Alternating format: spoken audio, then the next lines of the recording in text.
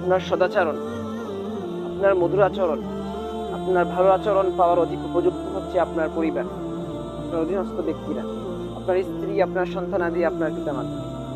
অথচ বাইরের মানুষের কাছে, সোসাইটির কাছে, সমাজের কাছে আপনি হচ্ছেন কারিম ইবনে কারিম, সম্মানী ব্যক্তির সম্মানী পুত্র, কিন্তু বাড়িতে আপনি লাইম ইবনে লাইম।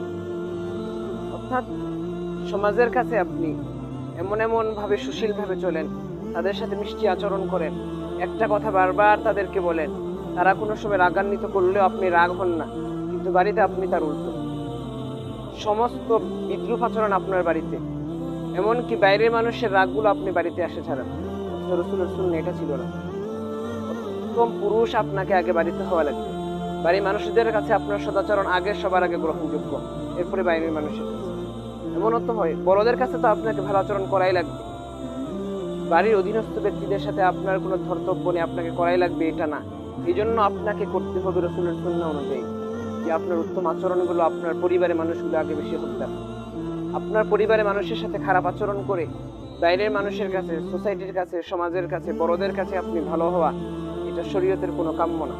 এটার দ্বারা আপনার জীবনেও হয়তো সামান্য আর্থিক কিছু ফায়দা হবে, দুনিয়াবি ফায়দা হবে, আখরাতি কল্যাণ এটার মধ্যে হবে না।